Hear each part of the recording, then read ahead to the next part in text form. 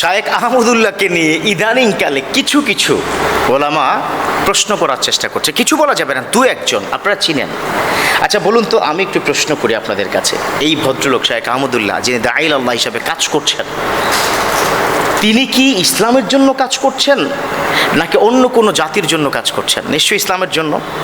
এবং তিনি কি মানবতার জন্য কাজ করছেন নাকি? তিনি তো মানবতার ফেরিওয়ালা। আপনারা নিশ্চয়ই ইতিহাস দেখেছেন, 3 বছর আগে 4 বছর আগে সিলেটের বন্যা থেকে শুরু করে যখনই কোনো বাংলাদেশে কোনো দুর্ঘটনা, যখনই কোনো আপনার মানবতার আর্তনাদ তৈরি হয়, তখনই কিন্তু শায়েখ আহমদুল্লাহ তার পাশে দাঁড়ায়। আমি তাকে প্রমোট করছি না, আপনারা এভাবে কি ভাবার সুযোগ নেই যে আমি তাকে প্রমোট করছি। কিন্তু দুঃখটা কোথায় জানেন? দুঃখটা হচ্ছে এখানে, যখন একজন মানুষ দিনের জন্য, ইসলামের জন্য কাজ করছে, মানবতার জন্য কাজ করছে, যখনই তার বিরোধিতা করে তখনই আমার কষ্ট লাগে। দুঃখ কিন্তু এখানে। কি প্রবলেম? আমরা কেন এক ও ন্যাক হয়ে কাজ করতে পারবো না? আল ইত্তেহাদু মাআল ইখতিলাফ, ইত্তেহাদ করতে হবে ইখতিলাফের সহজ। আপনার ইখতিলাফ থাকতে পারে ছোটোখাটো বিষয়ে, কিন্তু আমাদের পৃথিবীতে দুটো পক্ষ, জাআল হক ওয়া জাহাকাল বাতিল ইন্নাল বাতিলা কানা যাহুকা। এটা আমার কথা নয়, এটা আল্লাহর কথা। জাহাল হক ওয়া জাহাকাল বাতিল, মানে হক এবং বাতিল দুটো পক্ষ আছে পৃথিবীতে।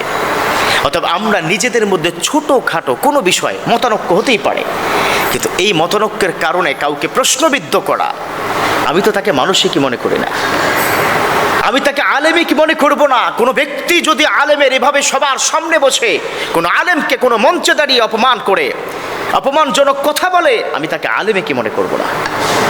কেন মনে করব না জানেন? কারণ তিনি আলেম নামের কলঙ্ক। আপনি নিজে যে ঘরানার মানুষ, সেই ঘরানার অন্য কোনো ব্যক্তিকে এভাবে কটাক্ষ করে, আঘাত করে কথা বলতে পারেন না। If you want to say something, you should talk through the phone, through the cell phone. আপনি যদি কোনো বিষয় জানতে চান, কথা বলতে চান, তার সাথে individually you should talk to him, তার সাথে আপনি কথা বলুন। বাট আপনি জনসম্মুখে মানুষকে বিতর্ক করার জন্য যেভাবে কথা বলছেন, don't do it again, এটা করবেন না। পুরো জাতি তখন আপনার বিষয়টা নেগেটিভলি নেবে, কারণ আপনি কোনো বিষয় ভালোভাবে নিতে পারছেন না। আমিও কিন্তু পার্সোনালি এই মুহূর্তে কারো নাম ধরে বলি নাই। কেন বলি নাই? এটা ঠিক নয়। আমি টোটাল বিষয়বস্তুটাকে তুলে ধরার মনে করছি যে আমি আমার মিম্বর থেকে এই বিষয়বস্তুকে নিয়ে কথা বলা দরকার। অনেক আলেম আছেন যারা মঞ্চে দাঁড়িয়ে অন্য আলেমের কি করেন, অন্য আলেমকে আঘাত করে কথা বলেন, নাম ধরে কথা বলেন। আপনি কি ভুলে গেছেন আপনি জাতির বিবেকের সামনে কি দাঁড় করাতে চাচ্ছেন? আপনি গীবতকারী হিসাবে কিন্তু প্রমাণিত হচ্ছেন। আপনি তো একজন আলেম, একজন আলেমের কাজ হচ্ছে দাঈল আল্লাহ, আল্লাহর পথে ডাকা। একজন আলেমের হচ্ছে ইসলামের পথে ডাকা। কিন্তু এই আলেমটা যদি মঞ্চে বসেই কথা বলে, কাল কিয়ামতের ময়দানে আল্লাহ তার জন্য কঠিন বিচার করবে।